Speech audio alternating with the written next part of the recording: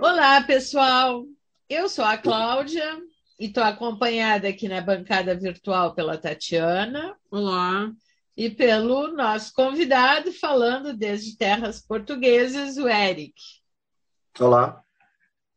Esse podcast é vinculado ao Fotografem, Núcleo de Pesquisa em Fotografia e Educação, sediado no Centro de Artes da Universidade Federal de Pelotas. Ele é o nosso canal de comunicação direta com a comunidade em geral, um meio de divulgação dos frutos de nossas pesquisas. Somos pesquisadores das imagens e seus imaginários, relacionando em nossas análises visualidades oriundas do exercício de diferentes linguagens, como cinema, fotografia, pintura, a literatura, dentre outras. Hoje nós estamos finalizando a segunda temporada, que foi inspirada no livro Em Louvor da Sombra, de Junichiro Tanizaki, que o livro está abordado com mais detalhes no primeiro episódio, né, dessa temporada, e eu recomendo para quem não escutou ainda que escute. O nosso podcast está disponível no site do grupo www.fotografem-pesquisa.com.br e no Spotify. Tanizaki aborda em seu livro a disputa entre a modernidade e a tradição na sociedade japonesa do início do século XX. E essa situação é analisada metaforicamente através do embate entre a luz e a sombra. Hoje nós discutiremos sobre a obra literária e a fílmica Ensaio sobre a Cegueira. O livro, maravilhoso, pelo menos no meu entender, foi escrito por José Saramago e publicado em 1995 aqui no Brasil. O filme, dirigido pelo brasileiro Fernando Meirelles, foi lançado em 2008. Sobre o filme, as opiniões divergem. Particularmente, eu gosto muito do filme. A nossa escolha recaiu sobre essas obras para o encerramento da temporada pelo tema abordado: a cegueira branca, uma metáfora aos excessos da luz, da razão em que estamos mergulhados. Na página 57 do seu livro, Tanizaki afirma: nos últimos tempos, a luz elétrica anestesiou-nos, deixou-nos insensíveis aos inconvenientes gerados por seu uso excessivo. Eis a cegueira branca problematizada por Saramago, por Meirelles e também por Gaston Bachelard em A Chama da Vela, um livro que eu já citei aqui durante a temporada. Então, vamos conversar mais sobre o filme, Tatiana? Bora. Então, já deu alguns dados, né? O filme aí dirigido pelo brasileiro Fernando Meirelles. A história, ela se passa numa cidade ficcional. O filme teve suas gravações em 3 cidades, principalmente. Na verdade, eu não sei a cidade do Canadá exatamente, mas foi gravado no Canadá, foi gravado em São Paulo, no Brasil, e Montevidéu, no Uruguai. Então, eu acho que é Toronto, no Canadá. Pois é, eu não lembro. Aquele sanatório que eles usam, eu não sei se é Toronto. Realmente não lembro agora.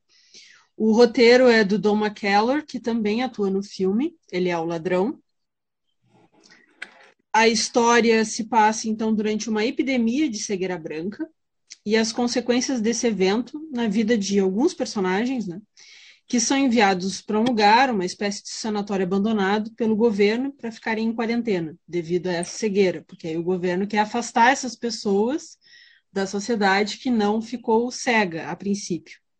Então, grande porção aí da história vai se passar na convivência dessas pessoas que estão presas nesse lugar, né? O elenco tem vários nomes conhecidos, a Julianne Moore, que é a protagonista, que é a única pessoa que não fica cega na história, o Mark Ruffalo, a Alice Braga, Danny Glover, Gael Garcia Bernal, uma participação também da Sandra Oh. Um dado interessante, então, é que todos os personagens não são identificados por nomes. Então, é o médico, a esposa do médico, o garçom, o primeiro homem cego, mulher com os olhos escuros, com os óculos escuros. Então, esse é um dado bastante interessante na história. A trilha sonora foi feita pelo grupo brasileiro Acti, que é um grupo que produz os próprios instrumentos, e para mim é um ponto alto do filme. O montador é o Daniel Rezende, que é um montador bem conhecido, ele fez bastante filmes brasileiros importantes e foi indicado ao Oscar pelo Cidade de Deus. Então, eu acho que um dado importante, por mais que talvez a recepção do filme tenha sido um pouco, né, dividida, né, o Saramago aprovou a adaptação. Então, eu acho que para o Meirelles acabou sendo a opinião que mais importou aí. E a gente vai deixar nas notas do episódio o que tem o registro, né? Do momento. Que eles passaram. Teve uma sessão em Lisboa e então tem o registro do Saramago muito emocionado, né, depois de ter visto o filme, né? E para fechar agora, eu só queria mencionar algumas adaptações de obras do Saramago que vieram depois aí do Ensaio sobre a Cegueira. Uma que eu gostei na época, teria que rever, mas é O Homem Duplicado, do Denis Villeneuve, de 2013, com o Jake Gyllenhaal. E achei algumas adaptações portuguesas. Em 2020 saiu uma adaptação do O Ano da Morte de Ricardo Reis, dirigido pelo cineasta João Botelho. E eu vi na IMDb que está anunciada uma para esse ano, uma adaptação do Evangelho segundo Jesus Cristo, pelo diretor também português Miguel Gonçalves Mendes. Então, por enquanto, é isso. Eu vou aproveitar, antes de passar a palavra para o Eric, eu quero trazer aqui também a referência a outro livro, que é o livro intitulado Cegueira, um Ensaio, um livro que foi lançado em 2010, com texto do Fernando Meirelles. O livro reúne os relatos escritos durante a produção do filme e fotografias do Alexandre Hermel e Ken Woroner. O livro foi idealizado e editado pela Silvia Meirelles. É um livro muito lindo, incômodo por seu tamanho, porque é um livro grande, mas ele traz depoimento do Meirelles, traz os textos do Meirelles, depoimentos do Saramago. E aí, aproveitando a deixa da fala da Tati, lá nas primeiras páginas, o Saramago declara sobre o filme: ao autor do livro, só lhe resta pedir desculpas e agradecer a sua generosidade de espírito. Uma generosidade que lhe permitiu aceitar a minha recusa sem a menor cerimônia. Aqui diz livro, mas eu acho que seria filme, porque é ele falando com o Meirelles. Tanto mais que, agora sim, já conheço a cara das minhas personagens. Será preciso dizer que gostei delas? Será preciso dizer que gostei e muito do filme?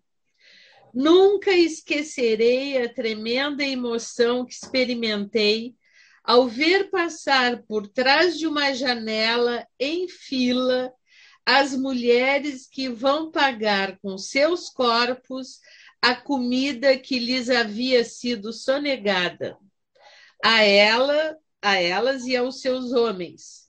Essa imagem resume para mim todo o calvário da existência da mulher ao longo da história.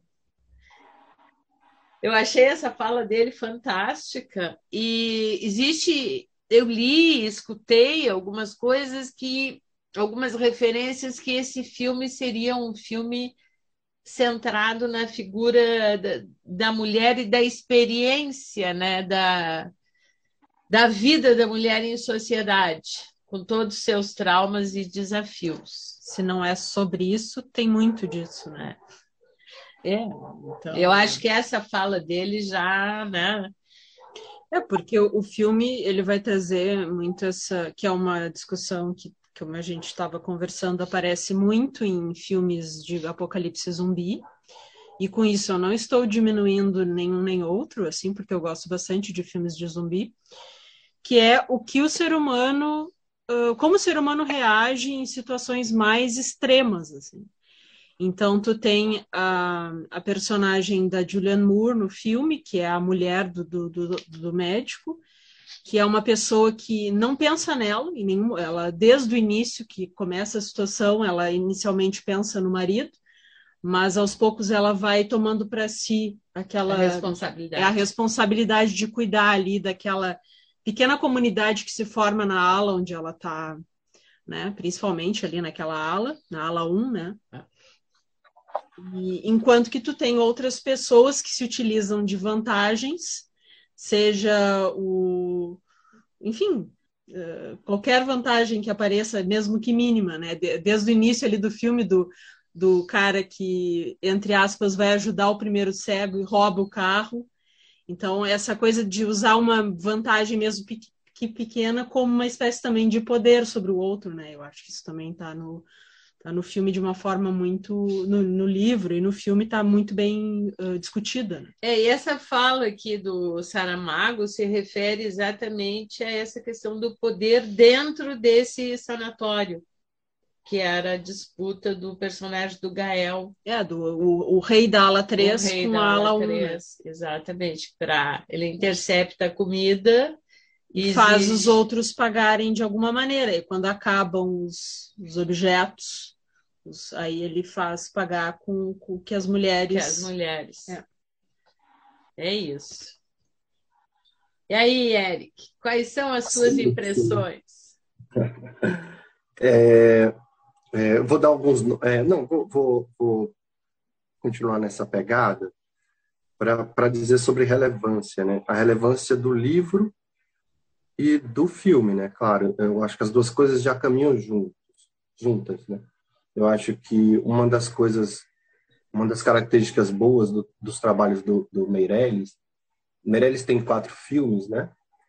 E 3 deles são filmes feitos em cima de livros. Cidade de Deus, O Jardineiro Fiel e O Ensaio sobre a Cegueira. 2 deles são livros dos quais eu gosto muito, que é O Jardineiro Fiel e o Ensaio sobre a Cegueira, não desmerecendo a Cidade de Deus, mas é uma pegada diferente ali desses outros 2. Esses outros 2 falam de outras coisas, como empatia, coisas universais, né?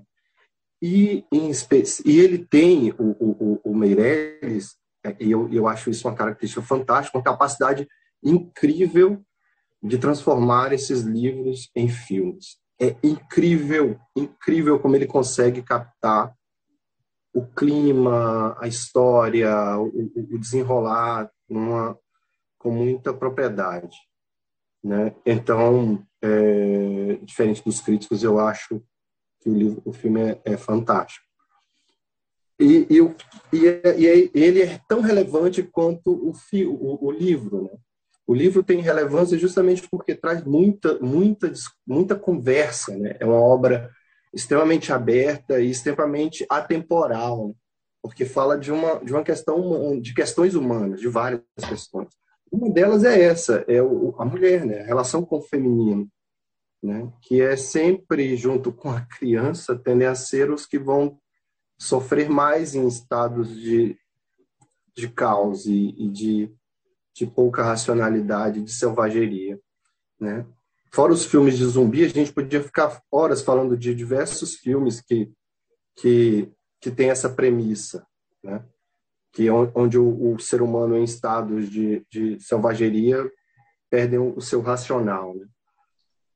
Pior que os animais em estado de selvageria, né? É engraçado isso, né? Também. Mas eu gostaria também de trazer... Então, isso é uma coisa, a relevância, ou seja, não é uma obra datada, é uma obra importante, traz discursos dos mais diversos, você pode até cair num discurso ambiental, se quiser, né? De tão aberta que a obra é, Mas eu queria trazer uns nomes aqui também que são importantes para a construção desse filme, que é a direção de arte, que é do Tulepek, e da cenografia, que é do Matheus Davis e do Thiago Marques Teixeira, e a direção e a fotografia, né? Cenografia, direção de arte e fotografia. A fotografia é de quem? Eu acabei de ver. César Charlone. Porque há um primor completo no filme sobre nessas três coisas, junto com a montagem e a direção, claro. É delicado, né? Mesmo sendo num tema tão forte, né? E a frase que a gente escolheu, né, que nos trouxeram do Elogio da Sombra, que ele fala de luz, do excesso de luz, né? E dessa luz que, na verdade, acaba escondendo as coisas. E a gente vê isso no filme também, na sua cenografia, no seu figurino, nas coisas que estão por trás. E isso é muito interessante ver no filme, né? Uma das coisas legais que vocês falaram, né, que é genial, né, é a coisa da cidade não ter... Você não saber que cidade é, né? Exato, não ser possível localizar. Isso. E foi filmado... Que é uma das premissas também muito comuns nesses filmes de distopia, né? Exato. É super comum você ter a mínima ideia de que lugar é aquele, porque é o não lugar, né? É a não cidade, ao mesmo tempo é a cidade global, é a cidade que pode ser qualquer cidade, qualquer lugar. E eu acho que essa coisa dele filmar em São Paulo, Montevidéu, Toronto, né? Eu não entendi direito se ele só filmou em Toronto, ou se ele filmou em Toronto e Montreal, isso fica meio... Mas independente, sabe? Os recortes e as montagens que vão que ele vai passando para a gente, realmente você não tem a mínima ideia de que lugar é esse. E com esses personagens multiétnicos, não tem personagem oriental, tem personagem negro, tem personagem latino, tem personagem com um branco, né? Então você não tem a mínima ideia mesmo de que lugar é esse, né? É uma cidade global, você só sabe isso, uma cidade sem identidade. É um não lugar, né? Que é um termo muito usado e que define muito esses lugares sem identidade nenhuma, né? Que são os aeroportos, os shoppings, né? E, ao mesmo tempo, você vê que hoje em dia nós temos cidades que são não lugares, ou pelo menos pedaços de cidades que realmente não são não lugares, que são os prédios envidraçados, os carros todos em tons de cinza e preto, a cidade toda, na verdade, em tons de cinza e preto e branco, e tudo reflete, e tudo tem muita luz. A cidade que reflete a cidade. Isso. E pouca informação, pouca identidade, pouco genius loci, né? Que o grego falava tanto desse espírito do lugar, né? Que todo lugar tem um espírito. Essas cidades não têm, esses lugares não têm esse espírito do lugar, né? E a outra coisa que é interessante ver é como o filme começa. Como essa cidade é apresentada no filme no começo e como ela é apresentada no fim. Eu acho que é melhor deixar a gente falar isso no desenrolar, mas essa cidade apresentada no começo é muito com problemas comuns, como o do trânsito, excesso de pessoas. Mas você vê uma organização, uma limpeza, uma clareza, né? Uma coisa que é típico também das nossas cidades. E com o caminhar do filme, essa cidade vai mudando, né? Essa cidade, como todas as locações, né? A cenografia é muito bem tratada nesse filme, muito bem tratada. Dou os parabéns para o Matheus Davis e para o Thiago Marques. O livro é muito descritivo, né? Quem teve a chance de ler o livro, ou quem não teve, vai ler, porque é um livro fantástico. Ele descreve muito, o que torna a leitura... Para mim foi muito difícil, mas para algumas pessoas são muito fáceis. Eu acho que, como todo livro, e como toda arte, na verdade, depende muito do momento que você está, do que você está passando, como você vai ser, como essa arte vai ser recebida por você. E na época eu não estava muito bem, fui ler o livro, e eu me lembro que foi um livro que eu demorei meses para ler. Eu li um pedaço. Aí ontem eu conheci uma amiga aqui, minha portuguesa, que disse que leu o livro em 3 dias na praia. Eu falei, olha aí, 3 dias na praia. Ela falou, eu li em 2, eu acho. Ela falou que foi 3 manhãs, uma sexta, um sábado, domingo, na praia, e leu o livro. Ela falou que até a falta de pontuação tudo ajudou, porque ela não conseguia parar. Comigo foi o contrário, eu lia, parava e respirava. Porque a diferença que eu acho entre um livro e um filme de livro bem feito é a capacidade que o livro tem de fazer uma pausa reflexiva. Então, no livro a gente pode parar. O filme não. O filme é uau! É um pancadão. Eu acho que entre a literatura e o cinema há essa diferença.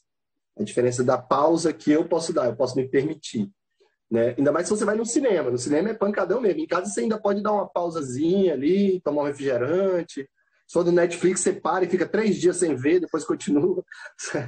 Mas no cinema, e é isso também importante ao cinema, né? Eu acho que quando você vai ao cinema, você consegue captar o filme todo. Né? Então, vou fazer propaganda nas nossas salas de cinema antes que elas acabem. Né? O ir ao cinema é muito importante, além de você ir socializar, ver filme com outras pessoas, o clima, tudo. Tem essa coisa de você absorver o filme em 2 horas, 3 horas, no tempo que o filme se propôs a ser.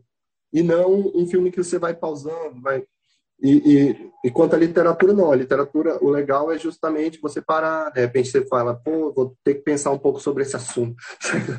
Ainda mais que é um livro, e o filme também é assim, que veio que vai te mostrando a catástrofe. Parece que você vai sabendo tudo que vai acontecer antes de ler. Antes de você virar a página, ou antes da próxima cena, parece que você já sabe, assim, vai acontecer isso. Porque tudo caminha para isso, e que no fundo, eu acho que todo indivíduo sabe o que é um mundo caótico, né? O que é um mundo apocalíptico, que é o ensaio sobre a cegueira. Né? Eu acho esse filme e o livro... Claro que o filme nos mostra de uma forma mais enxuta questões, inclusive, que a gente tem condições de relacionar com o que está acontecendo contemporaneamente no nosso país, pelo menos no Brasil, não sei Portugal. Mas, assim, as relações estão atingindo um nível de violência que parece que as pessoas estão cegas. Né? Essa metáfora. Mas eu acho que está aí um ponto da discussão. É isso. Tem aquela entrevista que eu te mandei que o Saramago disse que quando ele pensou na ideia desse livro, ele pensou primeiro, e se todas as pessoas ficassem cegas? E aí ele parou e se deu conta, mas as pessoas estão cegas. Então ele parte um pouco dessa ideia, porque eu acho que... Tá aí a atualidade, né? Porque o livro de 95, o filme de 2008, estamos em 2022 e a discussão parece que se refere ao mundo que nós vivemos. Então, na realidade, o Saramago, ele escreve uma história sobre uma realidade que já estava sendo construída, que é outra discussão que a gente vem tendo, né? Uma outra coisa que o Saramago falou, que eu vi numa entrevista, e que tem muito a ver com o que o Eric disse, que ele diz que o instinto serve mais aos animais do que a razão aos humanos. E ele vai falar assim que por mais que os animais, eles, digamos, um leão mate um outro animal para comer, os animais não torturam os outros animais. A única espécie que mata. Então ele próximo. É uma discussão que está muito presente, né? Nessa situação completamente extrema, esses seres racionais acham uma forma de tirar vantagem de uma situação absurda, de precariedade, enfim... Para exercer seus pequenos poderes, como acontece com o personagem do Gael. Que é o garçom, né? Tinha como profissão o garçom, só que aí, naquela situação, ele virou o rei da ala 3. E ao mesmo tempo é interessante como Isso é muito Brasil 2022, meu Deus. Na verdade, é mundo, né? É mundo. O mundo todo está assim. Eu acho que quando um primeiro-ministro japonês é assassinado, lá do outro lado do mundo é assassinado, daquela forma, num país onde não vende arma, o cara fabricou a arma, ou seja, pensou. e matou no fundo, porque pensava diferente, a gente vê que a intolerância já chegou no mundo todo. Ou seja, a gente chegou uma notícia do outro lado do mundo de uma realidade que é brasileira, entendeu? Diária nossa, né? Sim, hoje, Então, eu não a sei se tu gente percebe sabe. que essa intolerância, esse mundo cego, né, que o Saramago viu em 95, é o que a gente vive hoje, né? A gente está caminhando cada vez mais para esse caos, esse pós-apocalíptico. Se a gente não frear. Hoje foi noticiado em Foz do Iguaçu, no Paraná, um homem entrou no aniversário de outro que estava comemorando 50 anos e matou o aniversariante porque a festa era temática em favor do Lula. Então, É algo. essas questões, eu acho que elas permeiam o ensaio sobre a cegueira de início a fim, né? A questão da intolerância, desses jogos pequenos de poder e podre, de como as pessoas não se respeitam, não pensam no próximo, e do que diz no filme, num determinado momento, né, quando eles se dão conta que é preciso eles se reunirem e agirem juntos, em grupo, para conseguirem sair daquela situação, né? Essa é uma questão que eu acho que fica muito claro no filme, quando se fala na questão da comunidade, do espírito comunitário, né? Coisas que hoje em dia parece que não fazem mais sentido. E que no final a mulher e o médico abrem a própria casa para aquela comunidade que eles formaram ali, né? Exatamente. E é aquele final do filme, eu acho muito bonito, aquela cena delas tomando banho na varanda, tipo uma varanda, né? No final, assim, é muito, muito bonito, assim. Aquela cena é linda. É uma das cenas mais bonitas do filme. E eu também estava guardando, né? Porque é uma cena de cumplicidade, né? As cenas com as mulheres juntas, até a cena do estupro, é uma cena de cumplicidade, né? Elas andando juntas, de mão dadas, a cena que a outra dorme com o marido, o Essa médico, cena né? é sensacional, porque Há diversas cenas de cumplicidade, né? é, E do feminino, né? eu E há não, muito eu, pouco cenas de cumplicidade do masculino. Isso também é muito forte e é muito importante na narrativa do livro e do filme. É bom a gente deixar claro, toda vez que a gente fala livro e filme, a gente está falando da mesma coisa. Da mesma coisa, é verdade. Porque são muito similares, né? Na verdade, são iguais. Ele conseguiu. Eu acho assim, voltando um pouquinho só para o nosso Tanizaki, já que eu citei um japonês, quando ele escreve o livro, né, e aproveitar que essa é a nossa última gravação falando do nosso último podcast, falando desse livro maravilhoso, né, o Elogio à Sombra, ou na versão brasileira, no Brasil é Elogio à Sombra, né, aqui que é outra coisa, Isso. não é isso? Exatamente. Então, assim, aqui em Portugal, pessoas, é outro título que eu não vou procurar agora. Então, assim... Aqui em Louvor da Sombra. Eu acho que ele também viu isso, sabe? Enquanto ele escrevia isso, esse não lugar, essa perda de identidade. Quando ele fala do Japão, da dificuldade em construir, mesmo às vezes a gente quando relê, vendo que há uma ironia, há uma brincadeira, ele fala desses não lugares, dessa perda de identidade, dessas pessoas, né? Ele fala desse pós-guerra, dessa situação, e a gente vai vendo que ele também já tem essa coisa desse mundo distópico, né? Dessa coisa desse mundo sem identidade e da falta de empatia, né? Porque acaba sendo isso, e isso tem no cinema, né? O tempo todo. E o Saramago, eu acho que consegue fazer um adensado nisso, nesse livro dele, assim. Justamente que ele consegue falar de muitas coisas. Quanto a essa cena, né, do banho, né? Essa parte toda, quando eles vão para casa, é uma parte muito ligada à água, né? Então tem um banho do lado de fora, tem as goteiras dentro de casa, tem o banho dela. É como se a água viesse para limpar tudo, né? Tudo que eles têm ali, limpa tudo. Eles brindam com água, com gás. Então vem toda uma liquidez, né?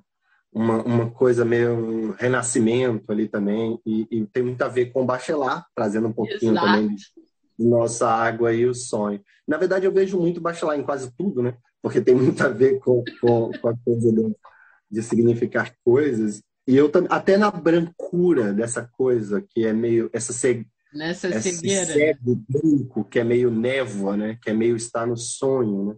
E que, na verdade, é o oposto do cego normal, que vê tudo escuro, né? E isso tem um monte de representação, que a gente pode ir desde desse sonho até coisas da racionalidade, da brancura, da ciência, que nessas horas não tem resposta para nada. Razão e sensibilidade, essa sensibilidade do negacionismo, né? Exato. Desse mundo cheio de negacionismo, mesmo a gente tendo todas as informações do mundo ao alcance da nossa mão, a gente parece que não quer ter elas, né? E isso é muito triste nesse ser humano atual, né? Essa negação do real. Então, eu acho que ele traz também essa conversa. E eu acho que o Tanizak fala muito disso, entendeu? Quando ele fala dessa coisa de não encontrar o seu próprio país numa construção de uma casa, não ver mais, né? E dessa coisa do escuro, né? Que não tem mais também, está tudo claro, e ao mesmo tempo que está tudo claro, ninguém vê nada, ninguém vê absolutamente nada. Então, já que está tudo claro e ninguém vê nada, você não tem acesso a nada, então vamos ficar cego logo, não é a mesma coisa? Sabe, assim, você não está negando tudo, mas é um filme, um livro que traz muitas dessas indagações de tudo contemporâneo que a gente está falando, né? E não é assim, porque a Laranja Mecânica já tem essa cidade sem identidade, essa pessoa sem identidade. O Admirável Mundo Novo a gente também não tem a mínima ideia. 1984 também não tem, né? Então, Blade Runner Runner também não tem. Todos esses filmes utópicos, o não lugar está presente, né? O não lugar tem muito a ver com isso, né? E a gente caminha para isso, e as pessoas estão vendo que estão caminhando para isso e não se importam. É o não olhe para cima, né? Tá todo mundo vendo que o mundo não está dando, aqui tá 40 graus na Europa, num país que não era para estar esse calor. E então a gente vê tudo isso e a gente nega, né? Não, somos cegos. E você pensar que ele escreveu isso em 85, 95, já vendo 95 foi publicado aqui. Sim, já vendo a cegueira do mundo, né? Do ser humano sentado num restaurante, né? E eu imagino o que ele deve ter sentado nesse restaurante, olhado em volta e pensado, as pessoas estão cegas, né? E nesse momento que a gente tem luz em todo que é lugar, e aí tem muito a ver com o nosso japonês elogio à sombra, né? Tem tudo a ver, né? Momento em que a gente tem todas as informações, todas as luzes, está tudo aqui, né? Tudo não tem ao alcance da mão. Sim. Tudo ao alcance da mão. No livro, nesse do Cegueira, um ensaio, tem um outro trecho que eu acho que também sintetiza algumas questões que a gente está destacando. Escrito pelo Meirelles. Em todos os momentos decisivos da história, são as mulheres que resolvem a parada. Em entrevista, Saramago confirmou essa ideia. No caso do ensaio sobre a cegueira, ainda é essa a minha esperança, a de que a mulher seja capaz de tomar um novo lugar no mundo e inventar um modo novo de ser. Aí segue o Meirelles.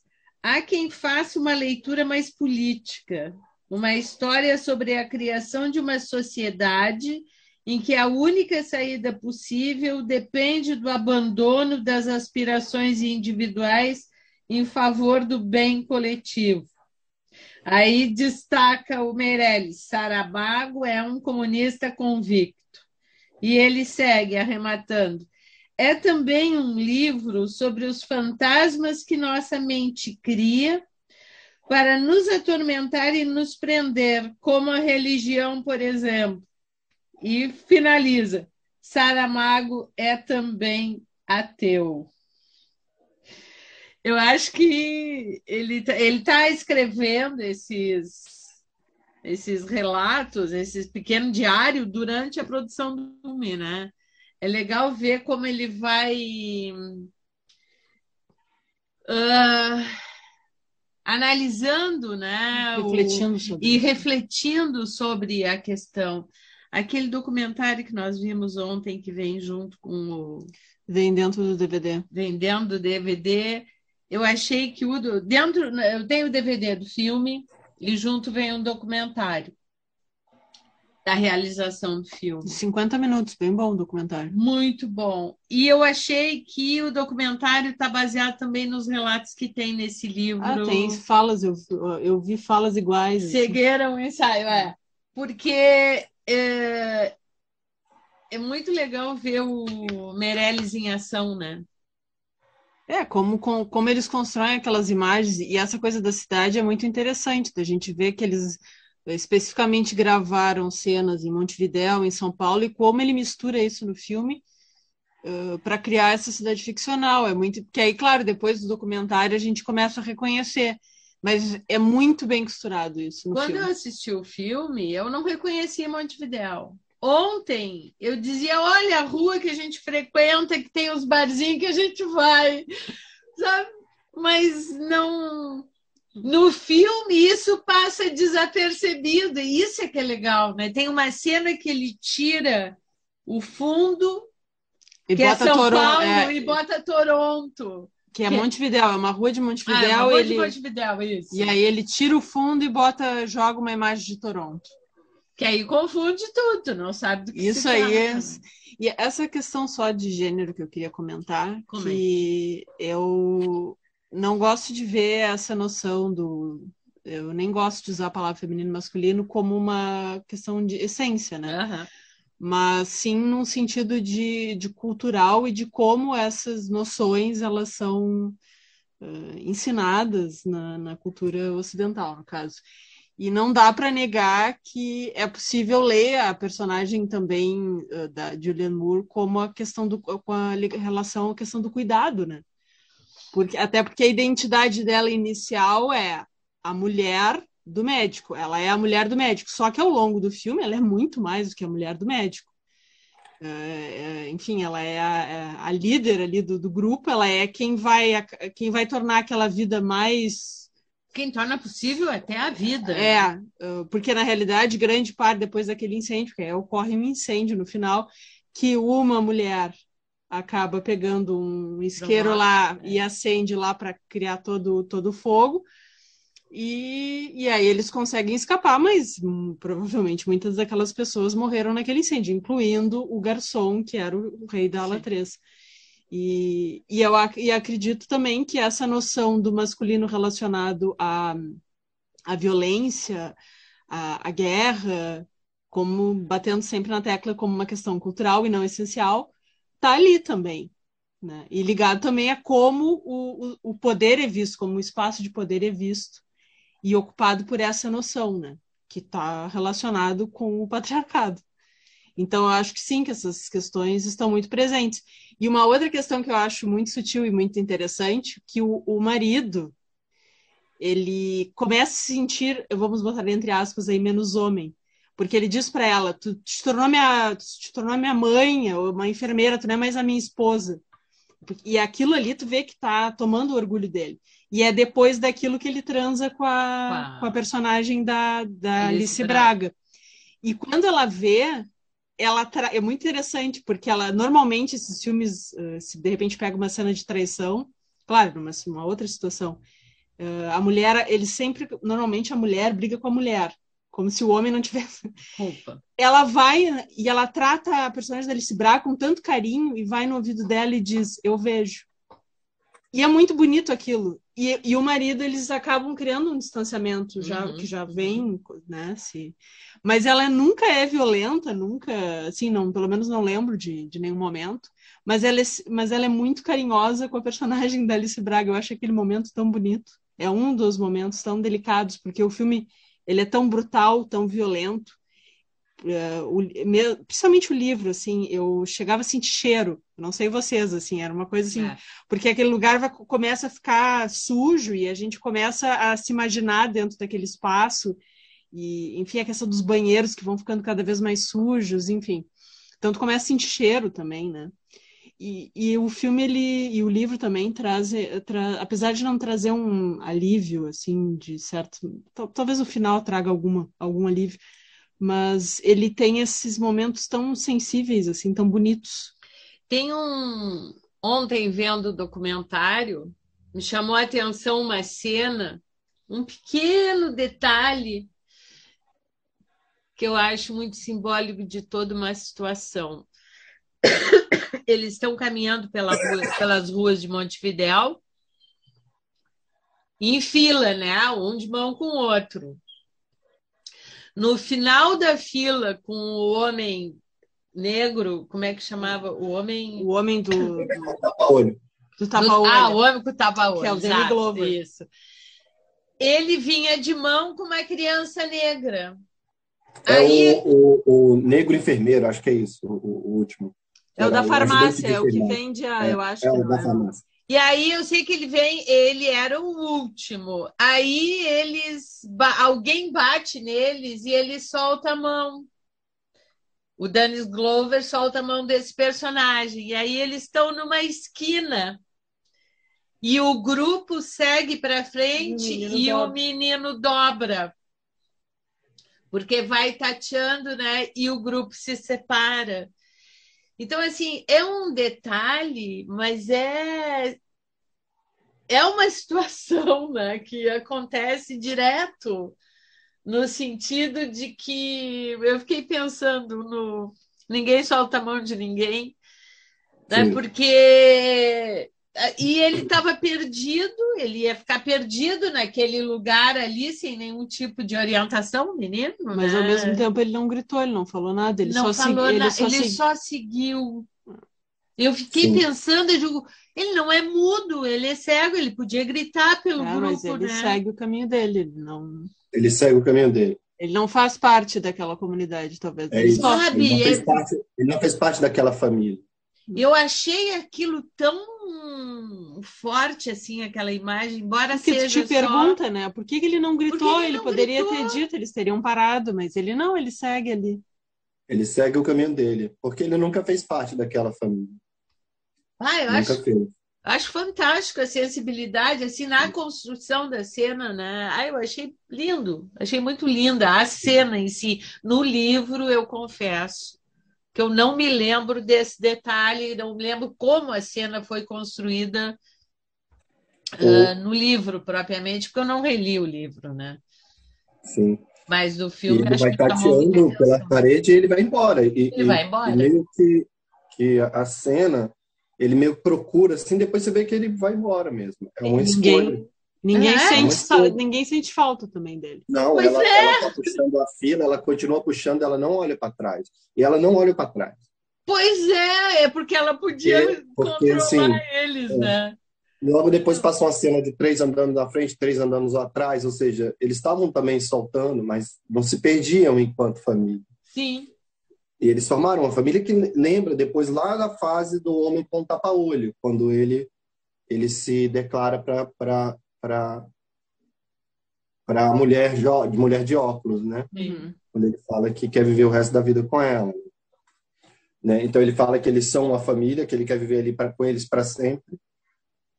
Mas depois, quando eles estão na intimidade dos dois, que não é mais intimidade, porque não existe mais intimidade, né? Não tem, os outros todos escutando.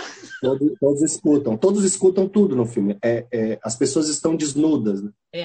Literalmente. Uma coisa do figurino é isso. O figurino vai ficando nu e depois vai se vestindo de novo. Então, eles estão desnudos de tudo. Né? Eles não enxergam, mas se veem. Ele fala isso para a menina quando ela pergunta o nome dele. Né? Ele diz que ela não precisa saber o nome porque ele já vê ela. Né? E, ao mesmo tempo, ele sabe que não... ele está com ela porque ela não o vê. Né? Isso é muito triste. É muito triste. Né? porque ele é um senhor, ele é o mais velho, ele é preto, né? Então, isso é muito duro da gente perceber isso. Que é a única pessoa que não fica feliz quando todo mundo volta, quando o primeiro vê, né? Tá todo mundo feliz, ele fica sentado e aí ele narra o final, né? Uhum. Quem narra o final é ele, que é um personagem no livro extremamente importante, como se fosse um sábio, né? O que traz a lucidez. Fernando Mas é um livro pelos olhos da considera um mulher, isso é alter muito ego. importante. Né? É um Considera o livro, alter ego do Saramago. sim. E o livro a história é nos contada pelo olhar feminino, né? É ela contando a história. E o personagem da empatia, quando você está lendo o livro ou vendo o filme, parece que você quer segurar na mão dela também. Parece que ela segurou na sua mão e vai te contando a história, entendeu? Ela agarra todo mundo. E é uma coisa que ninguém tem. O personagem, para mim, assim, que eu mais fico aflito é o menino, porque o menino tá ali, ele é a fragilidade em pessoa, sabe? Faz xixi nas calças. Aí, na cena do estupro, quase que eu pensei que ia mandar o menino junto, entendeu? Eu fiquei aflito ali naquela coisa toda. E é o menino que pergunta da mãe durante as 2 vezes do filme, né? E é mais triste ainda, porque uma mãe abandonou o filho, né? A única pessoa ali que não foi abandonada foi o médico. É a mulher no seu estado, é um indivíduo no seu estado máximo de amor pelo outro, né? E aí essa empatia, ou esse amor, né, que eu acho que a palavra melhor é essa, pelo marido, ela passa pro grupo, entendeu? Sim. Ela protege todo mundo, ela limpa as pessoas, ela cuida das pessoas. E isso vai e se não tivesse esse ponto, esse livro seria impraticável de ler. Seria impraticável de ler. E ela vive naquela situação. E aquela situação caótica do presídio, né, que vai se transformando. Isso é legal. A Tati falou uma coisa legal, bem legal em termos de cenário, que é a construção, como você enxerga a cidade e depois o hospício como personagem. Ele também vai se transformando, ele se transforma junto com as pessoas. Então, Sim. quando ela chega com o marido no hospício, o hospício está lindo, todo bonitinho, as casinhas, as cadeiras, as mesas, todas, as camas todas organizadas, e no final tem cocô espalhado. A escuridão vai cada vez ficando maior, a clareza vai se perdendo, a escuridão vai ficando maior. As cenas de escuro, né, ele coloca o tempo todo no filme, né, e aí as cenas de escuro vêm depois de uma cena, ele coloca uma cena clara. Então, as mulheres estão indo para o estupro, é uma cena clara, né, ali naquela luz, só de sombra, depois escurece tudo, que a gente não precisa ver, claro, né, e depois ele clareia de novo, né, elas chegando. E assim ele vai trabalhando as cenas violentas com claro e escuro, ou seja, o que você tem que ver, o que você não precisa ver, porque sua mente já foi. E essa deteriorização do hospício junto com o corpo do personagem, que são atores maravilhosos também, né? Todos maravilhosos, assim. Então, eles chegam no nível de atuação mesmo, que você vê isso no corpo deles, nessa essa deteriorização do corpo. E realmente, todos os pontos de ação do filme, ou seja, quando o filme dá virada, são as mulheres que tomam, né? Os homens, na hora da agressão, que vai ter uma guerra, os 2 grupos masculinos se protegem. Quem vai atacar é a mulher. Ela que vai definir, ela que resolve o problema todo. Vai lá e bota fogo, acabou. Resolvi tudo. Sabe? Assim, podiam ter feito isso desde o começo. Mas não, eles vão na degradação total. E aí uma mulher vira e fala, não, vou acabar com isso aqui agora. São 2, né? Uma dá uma tesourada e a outra bota fogo e acaba com tudo. Pronto. Resolvido. Os caras sempre na defensiva. Até os que atacam estão na defensiva. Porque eles ficam lá no quartinho deles, também não fazem nada. Então é tudo muito, muito, muito imagético para quem está vendo. Isso é muito bom, né? E entra também, é muito bom assim, em termos de experiência cinematográfica, de imagem, de receber imagem. E é muito legal também você ver também essa cidade, né? Essa cidade que começa teoricamente organizada, mas que a gente sabe que estão mostrando uma parte da cidade, que a outra parte, que é a parte suja, feia, está toda escondida na sombra, nos seus lugares, nos seus subúrbios, nas suas favelas. e aí depois uma cidade totalmente destruída, que é um personagem. Ela se transforma num personagem, senão num lugar. Os personagens não têm nome, a cidade também não tem nome, nada tem nome, porque nada interessa. Porque são pessoas, sou eu, é você, e é um lugar, qualquer lugar. Porque são É pessoas humano, globalizadas, né? cenário É globalizado. sobre-humano. É. E isso é interessante, porque eu imagino que certas situações não deveriam acontecer em outros momentos históricos, entendeu? Sei lá, eu não acredito que certos povos, por exemplo, originários, seriam assim situações entendeu? Não consigo perceber certas posturas em certas culturas. Agora, essa cultura global, liberal, capitalista, de consumo, consumo, consumo, consumo, é assim que as pessoas se tratam. É. E é assim e as pessoas são completamente invisíveis umas para as outras e descartáveis. E aquele garoto, para mim, representa o cúmulo do descartável, que é uma mãe descartar o filho, um pai descartar um filho. Eu tô falando mãe, mas tem um pai também, né? Tem irmão. Ele tem uma família que descartou ele, entendeu? Que é o menino estrábico, né? É um menino estrábico, ou seja, já tinha um problema. E depois ainda fica cego, totalmente descartável. E uma criança, né? E todo mundo ali está descartável. Ela é a única que fica.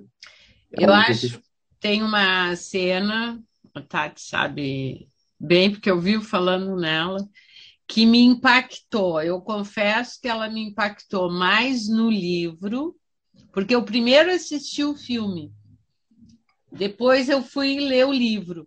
E no livro essa cena me impacta mais do que no filme. Ontem até revemos no documentário, aparece, que é a cena quando ela entra na igreja e os santos estão com os olhos cobertos.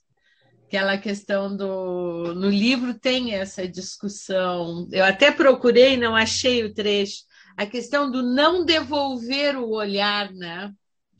Sim. Mas eu já vi também alguém falando que os olhos tapados seria para o padre, que o padre teria tapado os olhos. Danny Glover fala isso. É o Danny Glover. É uma discussão que os próprios personagens têm. Quem sabe não foi Quem um padre. O olho? Tampou antes, foi um padre, foi um religioso. Perdeu a fé e depois ficou cego. E depois ficou cego, exato. Mas aí eles estão justamente dando ideias e um bate-papo ali, né? Sobre essa questão religiosa. Eu acho muito forte aquela imagem daquela igreja com os santos todos com os olhos inclusive vendados, o Cristo, né? Inclusive o Cristo. No mundo de cego, os santos também são cegos. Sim, porque a questão do olhar... Isso é outra coisa que alguém fala, eu acho, na discussão. E a outra a questão do olhar... Mas eles não estão olhando, os santos não estão olhando para a gente também. Por exemplo, eu vou lembrar aqui o fotógrafo cego Baucher. Ele usava ele usa, que eu acho que não morreu, na lapela um espelho. E no filme Janela da Alma, ele diz por que ele usa aquele espelho na lapela. Porque ele diz que as pessoas que conversam com ele não têm o seu olhar retribuído, porque ele é cego, ele não enxerga. Então, a pessoa tem a retribuição ao seu olhar através do espelho. Isso é muito interessante, né? Tem uma coisa meio lacaniana, uma discussão meio lacaniana. Aliás, fica a dica também, Janela da Alma, tem depoimento do Saramago, que é fantástico também, que vai discutir essa questão do olhar, né? Mas assim, Sim, pode falar. Não, o olhar que é hoje, né, há muito tempo, na verdade, o nosso sentido mais valorizado, né?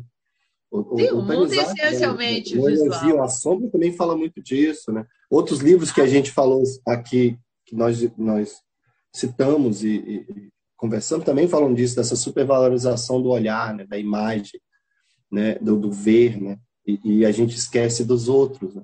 E eu acho que no livro, no filme e no livro, ele aguça nossos outros sentidos, entendeu? Porque realmente você sente o cheiro daquele lugar sendo, né, cheio de fezes e urinas, você sente o tato deles se tocando as coisas.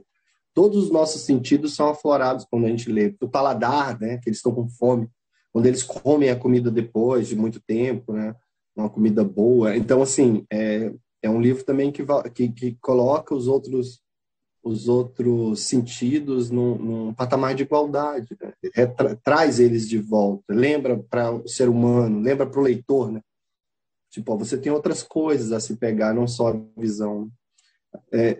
E tem muita coisa a ver com... E a visão, aprenda a ver, né? Aprenda a ver, né? Eu acho que isso o livro traz, assim, tipo... Se é uma coisa que a gente tem que aprender a ver, né? A ver, Certo, ouvir, porque sentir.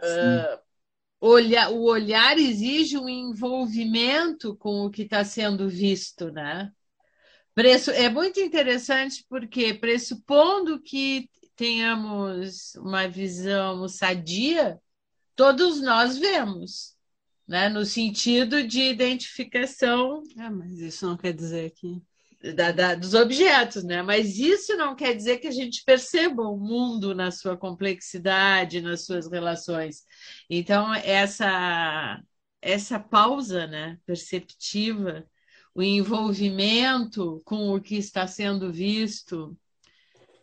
E é uma Sim. discussão no ensaio sobre a cegueira que se encaixa também, inclusive, em Louvor da Sombra, a discussão sobre as imagens, né?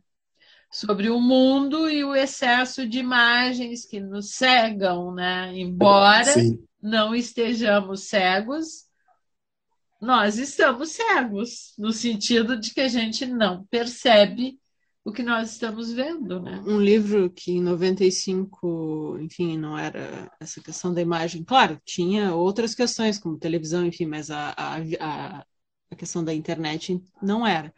Mas que ganha um outro sentido se a gente pensar nessa cegueira branca produzida por essa luz ligada à questão da tecnologia e como a gente está o tempo todo, né, com esses aparelhos que produzem luz e que talvez, enfim, se a gente não filtrar o que Tem outro dia, o que está lendo, o que está vendo. Sim. Outro dia eu escutei o Siddhartha Ribeiro discutindo sobre essa questão da luz, dos aparelhos e do efeito dessa luz no nosso cérebro. E ele destacou duas questões que ele diz que são fundamentais de resgatarmos, que nós perdemos a capacidade de nos emocionar e perdemos a capacidade de sonhar, que eu acho que tem a ver também com o ensaio sobre a cegueira, né? Porque o emocionar significa tu considerar o outro, né? Dar importância ao outro, sofrer e sorrir com suas dores, com as suas felicidades. E a questão do sonho é a questão de uma projeção para o futuro, né? E Sim. eles ali, aquele grupo, aquela família, ela segue junta, se emocionam uns com os outros e sonham, porque eles acreditam que eles vão conseguir chegar, Sim. né? E teve uma adição da família que foi o cachorro. Ai, o cachorro. Ai, o cachorro. Que aquela cena é linda, né? O cachorro das lágrimas. O cachorro E é o fantástico. cachorro que está fora do grupo, né? Sim. Porque na cena, a primeira coisa que aparece é uma matilha comendo uma pessoa, né? Sim. E o cachorro passa, ele não está naquele grupo de cachorro selvagem, né? Voltar à selvageria. Ele se parece muito com ela, né? Eu acho que ela se viu ali, eles se veem um no outro. Que coisa mais linda, cachorro. É uma cena belíssima, é outra cena belíssima, né? Na verdade, toda a parte técnica, o Meirelles, né? E a parte técnica foi muito feliz nas fotografias, nas escolhas, nos movimentos, né? Trazendo um pouco do que vocês falaram, trazendo um pouco do Elogio à Sombra, o filme, quase todas as cenas dos atores coloca muita luz neles e pouca luz atrás.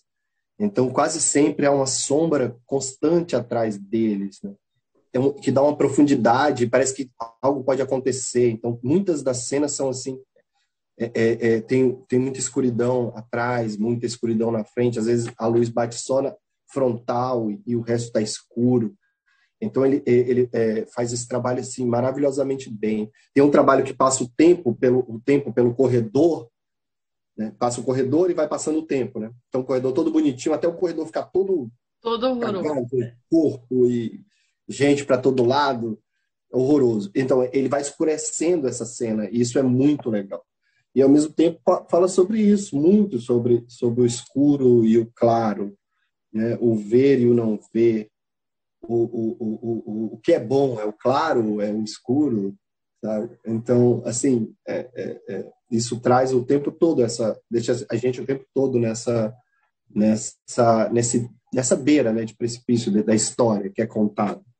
Não, e aquela cena da janta no final, ela é iluminada, eu não vou dizer pela chama da vela, mas é por uma lamparina ali no meio e com aquela chama do fogo ali atrás. Ela é uma cena que não é tão clara, assim, no sentido da visão que eles dizem que é quase como mergulhado no leite, né? Exato. Então ela tem essa questão da sombra também. Tem uma iluminação central, mas uma iluminação e eles estão em círculo, né? Acho que sim, é uma mesa meio retangular, eu acho. E aí tem aquela chama ali tipo de uma lareira. E eles estão ali em comunhão, que é uma cena bem bonita, né? Que ela tem aí, que eles comem ali uma comida e brindam com a água. E uma coisa que eu acho interessante destacar é o que o personagem vê quando volta a enxergar. Que é ela colocando café no leite. Com leite. Café com leite. Porque a cegueira era uma cegueira leitosa, né? É interessante, porque o café também tem essa dicotomia da claro sombra. Escuro. Do claro escuro, da sombra com e aí é o tempero entre o claro e o escuro. Interessante. Ver é o tempero entre o claro e o escuro. Não é os extremos. Esse conjunto. Muito bom, né? Isso. Achei fantástico isso.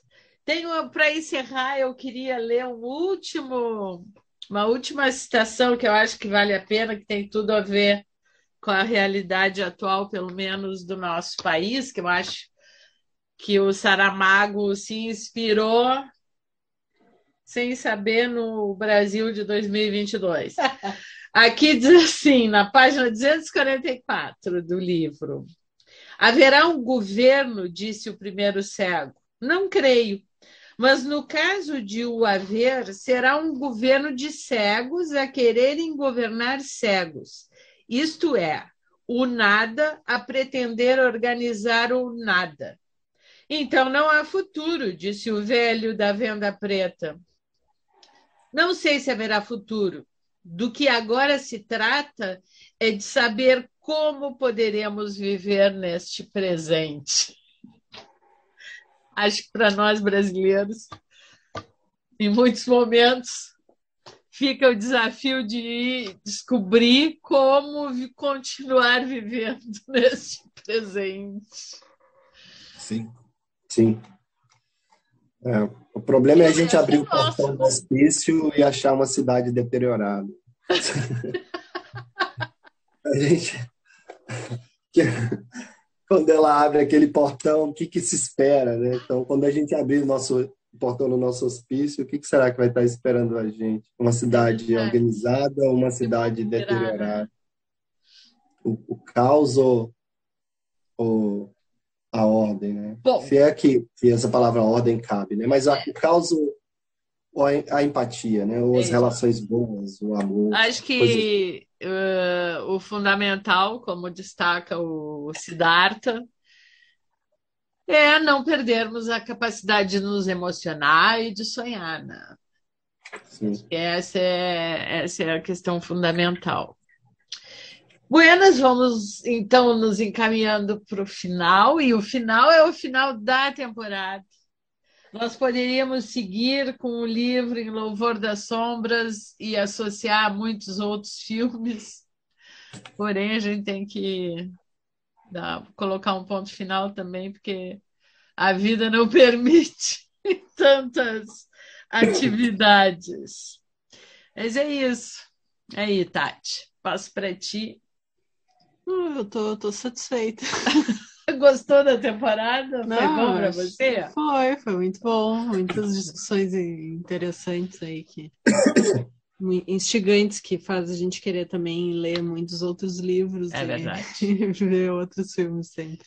É uma discussão realmente que rende. Tem muitos caminhos, né? Nós seguimos um determinado caminho, fizemos algumas escolhas, mas isso poderia ser muito ampliado, mas realmente a gente não daria conta de tudo isso, nem era a nossa intenção.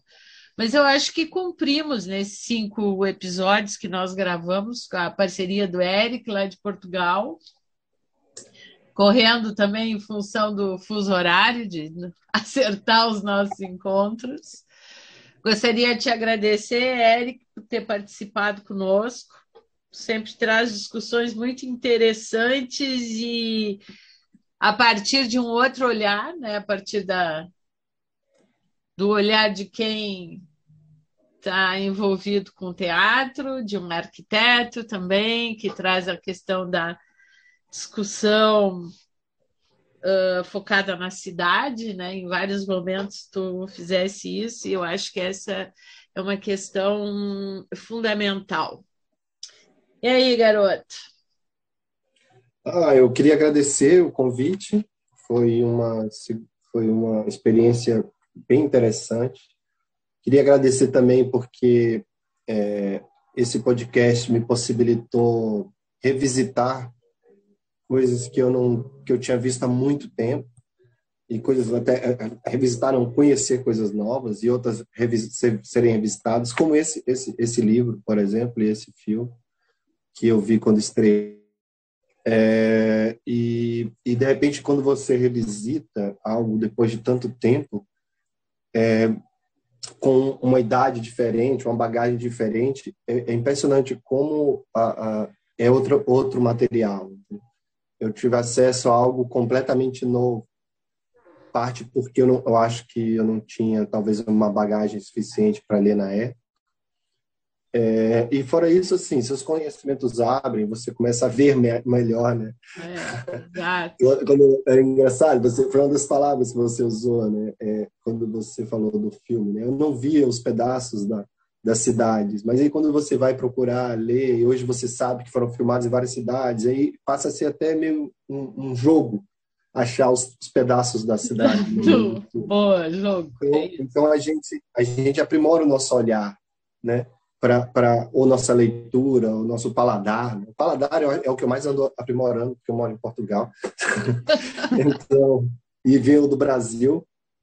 Então, assim, quando a gente vai aprimorando os nossos sentidos, a gente consegue realmente ver mais, olhar mais, sentir mais sabores, experimentar mais no nosso tato, sentir mais na nossa pele. E essa temporada me fez perceber isso, assim, entendeu? E me fez ver mais, procurar mais os meus sentidos, né? E esse livro, ler esse livro agora foi muito importante também para minha produção de pesquisa, justamente porque eu tive a experiência de rever algo que eu vi que faz muito sentido no que eu estou fazendo no momento. E isso é muito bom, porque dá um impulso para o seu desejo de produzir algo, né? Que é também algo muito importante para mim hoje, é encontrar desejos nessa vida tão caótica. É muito difícil você conseguir encontrar desejos, né? Então é não deixar o desânimo nos tocar e lembrar do final do filme, que é tão bonito, né? Ela olha para o céu, não vê nada, depois olha para frente e vê tudo, né? Toda a cidade, tudo que pode se apresentar para a gente, né? Então olhe para frente, gente. Olhe para o céu também, né? Como Ícaro. Se você é para olhar para o céu, olhe como Ícaro, né? Vamos voar, né? Vamos sair voando por aí. Se joga, né? Se joga. Então é isso, pessoal. Muito obrigado pela parceria da Tatiana, do Eric. Agradeço a todo mundo que escutou, nos acompanhou. Como diz a Tatiana, nossos poucos ouvintes. Dois. 2 ouvintes, como ela diz, mas não importa. Eu acho que nós cumprimos a nossa missão e trouxemos uma discussão muito importante, né, inclusive para uma realidade que nós estamos efetivamente vivendo no país. Não sabemos ainda o que virá depois dessa temporada, estamos planejando, mas em breve daremos notícias. Tchau, pessoal, fiquem bem, fiquem em paz.